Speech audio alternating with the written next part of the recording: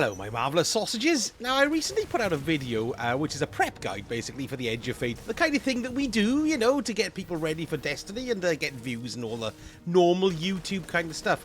But I tell you what, I was actually quite taken aback by how much negativity there is out there about the Edge of Fate. Because I have to admit, first of all, I'm not really excited about it in the way I was with the final shape, because I don't know what to expect. It's a kind of brand new start. They're changing loads of systems. We know that the stories, the DLCs aren't going to be as big as, say, the final shape was. So I've got a little bit of trepidation with the DLC itself. But, you know, I'm going to go and play it. I'm going to see how it goes and see it as well, because it's really important to me how people respond to the DLC, because it's not just important to me, it's important to my channel and all those kinds of things as well. So when I was looking through the comments on the video, I was like, oh my god, it's amazing how many people aren't happy.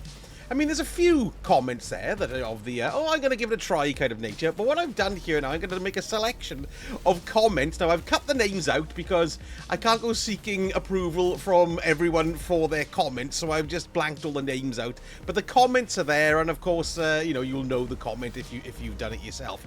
But yeah, so I'm going to read through a few comments now and let me know what you think about these, okay? So first one, I can't believe they're introducing a new armor system where people are going to need to keep 2 or 3 full sets of Crucible armor, 2 or 3 full sets of Vanguard armor, and basically 2 or 3 sets of every armor set for build crafting, but they're not giving us any more vault space. Yeah, the old vault space moan and gripe there. I don't blame you, actually. I'm constantly full. I haven't even sorted mine out yet. I've only got 20 spaces left. And then somebody else replied, and don't forget, you have to start all over again in another 6 months. And their response is, that sucks. Yes. Well, you see, because what's happening, of course, is that the power level resets at the end of every 6-month season. So that seems to be one particular bugbear that keeps on coming up again and again, is the grind. Yes. This is a kind of sentiment I'm seeing a lot of as well. I ordered the new DLC, but now I'm starting to wonder if I have the oomph to start a brand new grind process with this game. I kind of feel that a little bit, you know. I suppose I'll give it a try, but I'm not sure that my heart will be in it, so to speak. And replies, ditto, man, they pushed me off the edge. Bit of a gag there. Hang on, have a gag sound effect. I'm not buying it. So I'm not buying it. I feel you, it ain't what it used to be, and that's sad, and the reason why some people rather play Warframe. It's certainly true that Warframe's numbers have constantly been up since that 1993 DLC or 1992 DLC or whatever it was. And I did enjoy playing it, to be honest. The longer gaps between content make it less intense. Yes, that's very true. So yes, very interesting. And this person says, Anthem is sounding better and better. I enjoyed Anthem. I had a little blast of that last year. It was good fun. Pity it's completely dead, eh? Never mind. This person says, I've bought the final shape on sale just to finish the story I started 10 years ago. That's the thing, see? One big 10-year story arc, and I think a lot of people just stopped after that came out. Stopped buying new after Shadowkeep, which was not received well at all. Sold me back Destiny 1 enemies coloured red and called them nightmares. Yes, I suppose they did really. Will probably return in a couple of years when Edge of Fate is reduced to a tenner or free. Ouch, the pain, the burn is real. And this person says, and I really understand where they're coming from with this, because I went through all the various new Armor 3.0 systems. My old brain is so confused. Yes, that's right. So is mine. My brain is running out of my ears a bit. And now this isn't the only comment of this nature. I've refunded my DLC. I've been grinding since vanilla D1 and I'm sick of it. Don't mind when it was just 10 and I was going to have to rebuild 3 characters including new armor and weapons. Might come back when things get reversed like they usually do. They don't have any faith in the system staying as it is. I do think they're going to have to make a hard reset with this, which is what they're doing with the Armor 3.0. And I just think it's almost like when the Red War got rid of everybody's vaults, loads of people went, no, I'm going to do it all again. But I just, you know, and because it's not a Destiny 3, people don't see it as a reset. And I think they're going to be up against it with that kind of an attitude. Do you know what I mean? And I don't blame them either. A lot of people do feel that way. Completely understand it. And there's been 2 responses to that one since, actually. So we've got one saying, I have 3 accounts that were 13,000 hours. Oh my gosh, that's a lot of hours. I've only got 5,000 and I make videos on it. Stick a fork in me. I'm done. I'm going to try and get refunded on all 3. I hope Steam does it without an issue. Why would you buy it in the first place? Bungie are on the verge of bankruptcy. You won't see most of this after launch. That's a contentious point. I don't think they're on the verge of bankruptcy, but I do think they're in a precarious position. What with, well, we're going to have to see what happens with Marathon. I don't know. I still think they're going to release it on September the 23rd because there hasn't been any reshuffle in that. But then again, there was an article there about Sony saying they're going to release it before March 2026. So they may delay it a few months, or they may even delay it into next year. But we haven't heard anything, have we, as yet? And if that game doesn't do very well, then I think that's pretty bad news for Destiny as well. And after watching my video, this person said, I swear the more I hear about the Edge of Fate, the less I feel like I'm going to enjoy the changes. Sorry, I can't help that. That's just, you know, I don't know. I don't know. I'm just going to have to play it and see. I'm holding my opinion till I play it. This person says, I regret buying this now. $100 to get a new exotic early just to now, which is an oversight on my part, I guess, figure all of this out. Like, why? Why do they keep doing this? It's like every turn they throw a wrench in it, and it's almost never for the better. Yeah, yeah. Well, I don't know whether they're lost, possibly, as to where to go. I think they're going to find their feet again. We'll just have to see, won't we, really? But there does seem to be that kind of opinion that they seem to be shooting themselves in the foot all the time. So, you know, well, yeah, it's a possibility. And I'm worried about the state it's going to launch in. And hopefully everything will be tickety-boo. Do you know what I mean? Without any sort of actual physical buggy problems. Not little vehicles with wheels on them, you know, bugs. Yes. This person says, really unsure how to take things at the moment. So they got, it's like, they're in doubt, like a lot of us are, I think. Not cursing everything and storming off, but the grind looks like it could be a pain, and casual players may be hacked off at a fair few things. It's important that they keep casuals or the game will suffer. Very, very true. All well and good for the sweaties and the YouTubers. Oh, thanks a lot. But those lower down may walk away, which is a shame. Don't delete anything. See what comes up, then decide. Yeah, I think that's fair enough. Although you're going to have to delete stuff to make room in your vault if you've got it ram-jammed as well. Do you know what I mean? I think what I want to see is how difficult the grind is. Because you've got to get to level 200, and then it's level 450. And then 550 after the halfway point, I think, or something like that. Now then, and then you've got the tier 5 weapons, and the difficulties you're going to have to adjust to get them, and they only start dropping after a certain time. It'll be interesting to see how long it takes for people to grind to the 200, which is kind of like the hard cap, I suppose you could call it. Is it? I don't know. Yeah, well, 200, that's kind of like the power cap then. It's difficult to know what the equivalents are anymore because it's all changed. And, of course, it's all going to reset again when the new DLC comes out in December. So that's going to be the yardstick at how fast you could do it, because before, you could just kind of infuse all your gear, grab all the stuff, and then you'd be up there in no time at all. Do you know what I mean? But you can't infuse the higher level gear now without the new unstable cores. And that new level gear and the unstable cores only drop beyond the level 200. So that's completely having nothing to do with grinding for stats for your armor as well. So the power level grind, I think, is going to be really important. And then you've got the thing of whether or not, because it seemed like they were ditching power level at one point, didn't it? Because they were dragging people's power levels up so that they could play content and everybody could play what they wanted. I don't know whether they've said that's still happening. And if that's still happening, it kind of dilutes the power chase anyway. But I always like the fact that you could chase the power, but I don't want it to be for too long or denying me entry into certain higher level things. Do you know what I mean? I don't know. It's all very open. It's difficult to know how it's all going to work, so we're going to have to keep our eyes peeled on that, baby. This person says, I prepared for Edge of Fate by not ordering it. I'm waiting for the Cube. What? That television program? Done with Bungo. The final straw was giving everyone the last DLC for free and nothing to those who paid coin for it.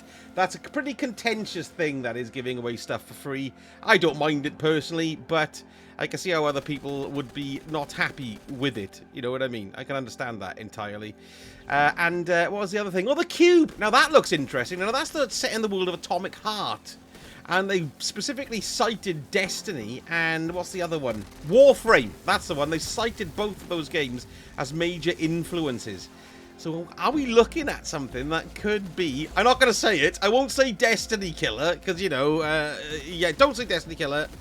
Thank you. I won't say Destiny Killer. Hang on, I've just said Destiny Killer. Anyway, it may be a Destiny Killer.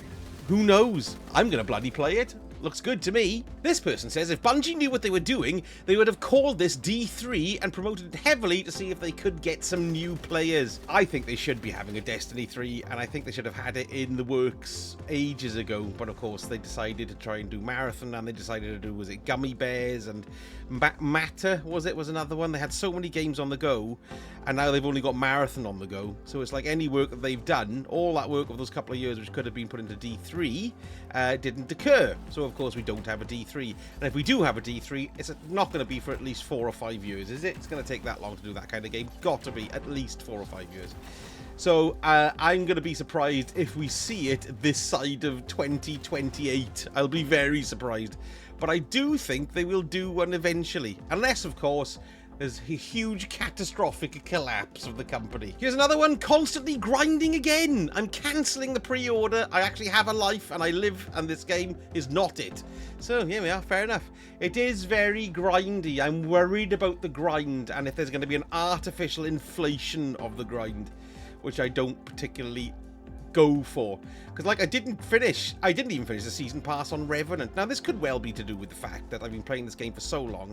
I've made loads of videos on it, so it does kind of wear thin for me. However, I do still love playing the game. But what I've lost about this game is my place in the game, in the story and in the world. The atmosphere seems to have gone for me in a lot of things. And I don't know whether or not like a menu-driven system is not going to help the fact that there's not much atmosphere there. I don't feel part of the world. I just feel like I'm just starting up different game modes. It doesn't feel as organic as it used to. Do you know what I mean?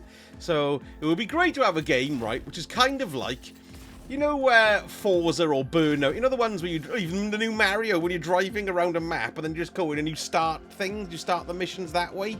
Do you know what I mean? Just by going into an area. The Division does that actually quite well with the story missions. You go in and then you can just run in. I was looking for a flag to start something in the Division, but of course you don't. You just run into the area and it just starts. And that really does have a lovely organic feel to it, transferring from like the open world exploring worlds, you know what I mean, the patrol areas, and then sieging, good word, into like the play areas. That not like with you know, with balls, inflatable balls and swings and stuff.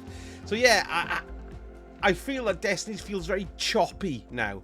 It's all self-contained, and some things, of course, are from really older parts of the game.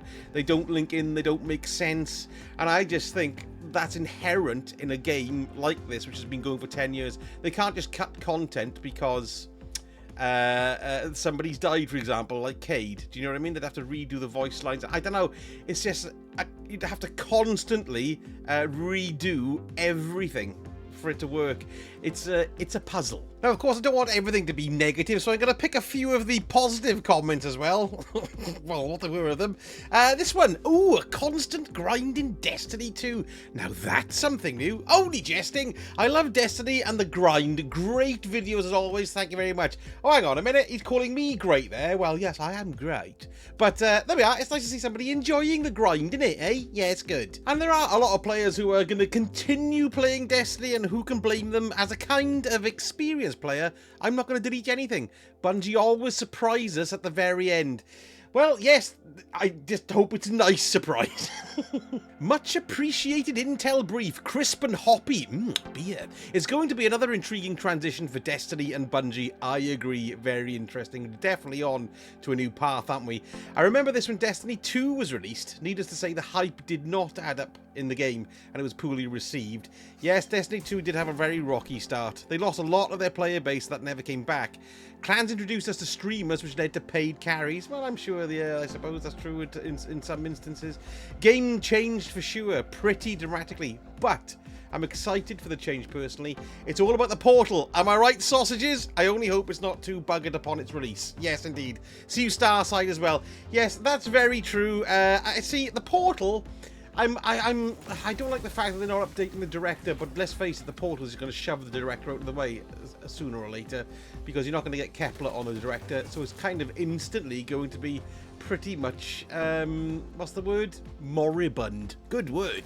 So there we go. Those are my thoughts and some comments that I picked up on my Edge of Fate prep guide. If you want to go and have a little look at it, I'll leave a link at the end here as well.